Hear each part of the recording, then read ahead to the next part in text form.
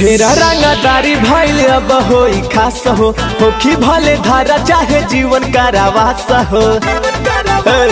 सुना लगी ना रे तेरा। ढेरा रंगदारी भइल अब होई खास हो, होखी भले धारा चाहे जीवन कारावास हो।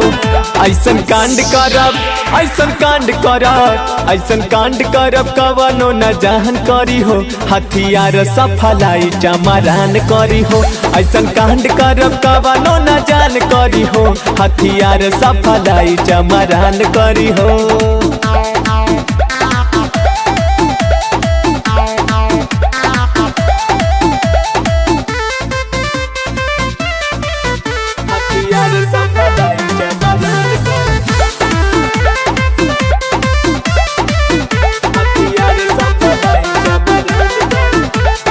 सब लोग पीछे रही करब ऐसन कांड हो, सगरो जिला में चमरान बरांड हो। सब लोग पीछे रही करब ऐसन कांड हो, सगरो जिला में चमरान बरांड हो।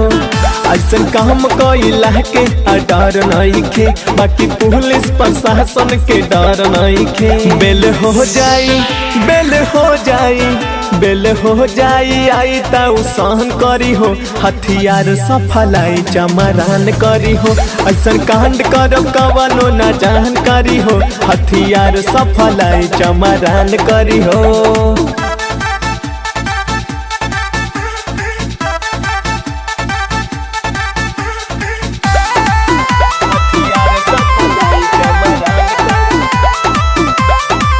रंगदारी मचौले रही लोगवा के अंदर, ऐसा न महरब की हो जहिबे बंदर।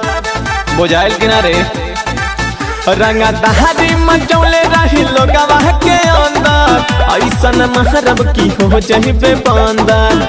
हवा कहुनो के बाप के न बात बाटे, मुन्ना रहवर मनीष संगे साथ बाटे। खुले हम आजाद, खुले हम आजाद, खुले हम आजाद, सगरो सहन करी हो, हथियार सफलाई चमरान करी हो।